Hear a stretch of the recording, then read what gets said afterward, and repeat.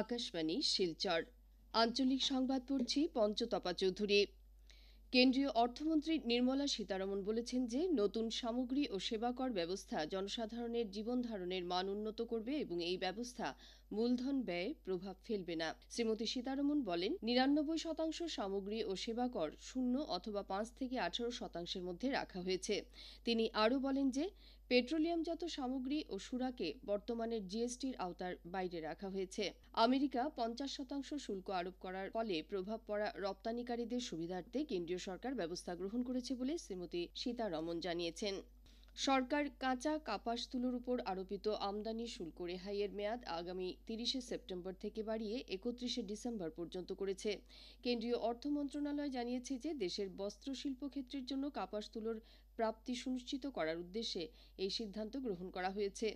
এর আগে সরকার গত ১৯ আগস্ট থেকে আগামী ৩০ সেপ্টেম্বর পর্যন্ত কাপাস সুতোর উপর আরোপিত আমদানি শুল্ক সাময়িকভাবে রেহাই দেওয়ার কথা ঘোষণা করেছিল।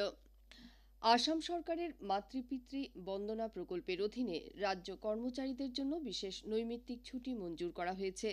এ সম্পর্কে সাধারণ প্রশাসন বিভাগের জারি করা নির্দেশ অনুসারে আগামী ১৪ এবং ১৫ নভেম্বর কর্মচারীরা এই বিশেষ নৈমিত্তিক ছুটি লাভ করবেন। এর ফলে কর্মচারীরা আগামী ১৬ নভেম্বর অর্থাৎ রবিবার দিনটিও মাতৃপিতৃ বন্দনার জন্য ব্যবহার করতে পারবেন বলে নির্দেশে উল্লেখ করা হয়েছে। আসাম পুলিশকে দেশের প্রথম ৫টি পুলিশ বাহিনীর মধ্যে অন্তর্ভুক্ত করার লক্ষ্যে কাজ করা হচ্ছে বলে আসাম পুলিশের সঞ্চালক প্রধান হরমিত সিং জানিয়েছেন। গতকাল কাছাড় জেলার আইন শৃঙ্খলা পরিস্থিতির পর্যালোচনা সম্পর্কিত এক গুরুত্বপূর্ণ বৈঠকে অংশগ্রহণ করে তিনি কথা জানান।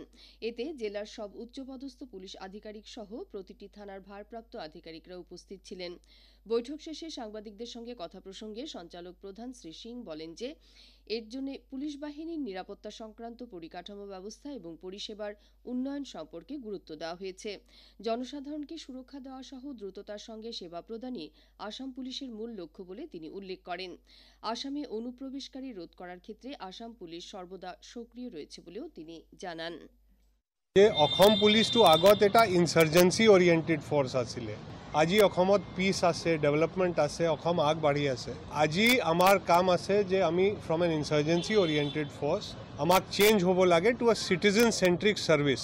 চ' লোক সেৱাৰ কাৰণে, পাব্লিক সাৰ্ভিচৰ কাৰণে পুলিচৰ কিমান স্পীডত আমি চেঞ্জ কৰি আছোঁ ইটো মই এতিয়া ৰেঞ্জ গৈ ৰিভিউ কৰি আছোঁ। যিটো আমাৰ অনাৰেবল CM সাহেবৰ ভিজন আছে যে police should be a public service in the true sense আৰু ষ্টেটৰ ৰাইজৰ কাৰণে সুৰক্ষাৰ এটা সাধন আৰু মাধ্যম হ'ব লাগে। কয়েকটি রাজনৈতিক দলের সমর্থন এবং নাগরিক সুরক্ষা মঞ্চ আহুত আজ শ্রীভূমি জেলায় ১২ ঘণ্টার ধর্মঘটের পরিপ্রেক্ষিতে শ্রীভূমি জেলা ম্যাজিস্ট্রেট আইন শৃঙ্খলা পরিস্থিতি স্বাভাবিক রাখতে ওই জেলায় বেশ কিছু নিষেধাজ্ঞা জারি করেছেন। এ অনুসারে জেলায় অনুমতি ছাড়া ৫ বা ততোধিক ব্যক্তির সমাবেশ, কোনো সংস্থা সংগঠনের দ্বারা কোনো ধরনের ধর্ণা, বন্ধ, র্যালি, প্রদর্শন ইত্যাদি প্রতিবাদী কার্যসূচি বেআইনি বলে ঘোষণা করা হয়েছে। এছাড়াও অনুমতি ছাড়া লাউডস্পিকার ব্যবহার, বেআইনি অস্ত্রশস্ত্র ব্যবহার ইত্যাদি নিয়ে রাস্তায় চলাফেরা করা যাবে না বলেও নির্দেশনায় উল্লেখ করা হয়েছে।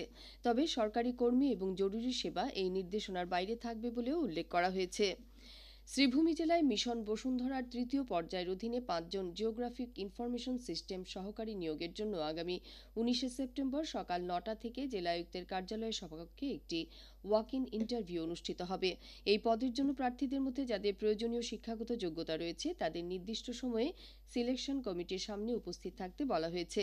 প্রার্থীদের শিক্ষাগত যোগ্যতা জিওগ্রাফি বা ম্যাথমেটিক্স বা জিও ইনফরমেটিক্স বা ফিজিক্স বা কম্পিউটার সায়েন্সে স্নাতক ডিগ্রি বা GIS ও রিমোট সেন্সিং ক্ষেত্রে ডিপ্লোমা থাকতে হবে। প্রার্থীদের বয়স চলতি বছরের ১ জানুয়ারি ২১ বছর থেকে ৪৫ বছরের মধ্যে হতে হবে।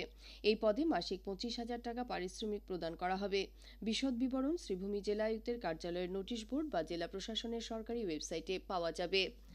অধিবক্তা পরিষদ কাছাড় জেলা শাখার উদ্যোগে আগামীকাল শিলচর মহিলা কলেজে প্রেক্ষাগৃহে এক দিবসীয় কর্মশালার আয়োজন করা হয়েছে। কর্মশালায় ২টি অধিবেশন রয়েছে। প্রথম অধিবেশন সকাল ১১টা থেকে দুপুর ১:৩০ পর্যন্ত এবং দ্বিতীয় অধিবেশন বেলা ২:৩০ থেকে বিকেল ৫টা পর্যন্ত অনুষ্ঠিত হবে। এতে বিশিষ্ট বক্তারা বিভিন্ন গুরুত্বপূর্ণ বিষয়ের উপর প্রাসঙ্গিক বক্তব্য রাখবেন। ত্রিপুরার আগরতলায় আয়োজিত ইউনেক্স উত্তর পূর্ব মণ্ডল আন্তঃরাজ্য ব্যাডমিন্টন প্রতিযোগিতায় আসামের পুরুষ ও মহিলা উভয় দল চ্যাম্পিয়নের খেতাব অর্জন করেছে।